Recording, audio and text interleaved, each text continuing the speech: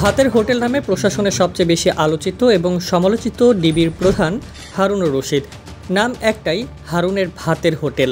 যে ডিবি কার্যালয়ে তার কাছে আইনি সহায়তার জন্য গিয়েছেন, তিনি একবেলা হলেও এক প্লেট ভাত খেয়ে এসেছেন। শুধু ভাতের হোটেলের জন্যই বিখ্যাত নন হারুন। বিগত সরকারের আমলে তিনি এত পরিমাণ অপকর্ম করেছেন যে গ্রাম থেকে শহর, পাড়া থেকে মহল্লা, সব জায়গায় প্রসিদ্ধ।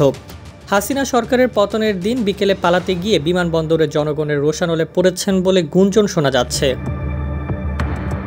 হঠাৎ করে ছাত্রলীগের কেন্দ্রীয় এক নেতার সঙ্গে হারুনের ফোনালাপ ফাঁস হয়েছে। সেখানে ছাত্র আন্দোলনের সময়ের কিছু ঘটনা নিয়ে কথা বলা হয়। এছাড়া আন্দোলন চলাকালে ছাত্র আন্দোলনের 6 সমন্বয়ককে ডিবি অফিসে ধরে রাখার জন্য ডিবি প্রধানকে দোষ দেওয়া হয়। ইডেন বে কক্সবাজার সমুদ্র সৈকতের উপর নিজেদের একটি ঠিকানা। মাত্র 5 লাখ টাকায় আপনিও হয়ে যেতে পারেন এই হোটেলের মালিক। ইডেন বে, আ কনসার্ন অফ ভাইয়া হোটেলস।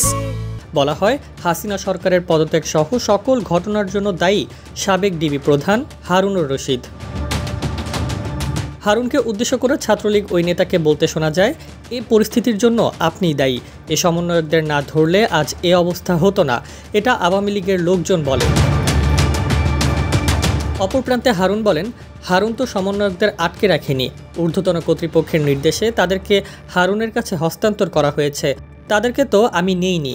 সমন্বয়কদের ধরার পেছনে কমিশনার, আইজি, সচিব, এসবি চিফ, স্বরাষ্ট্রমন্ত্রী সহ প্রধানমন্ত্রী জড়িত ছিলেন। তাদের সম্মিলিত সিদ্ধান্তে সেফটির জন্য সমন্বয়কদের ডিবিতে রাখা হয় বলেও জানান তিনি।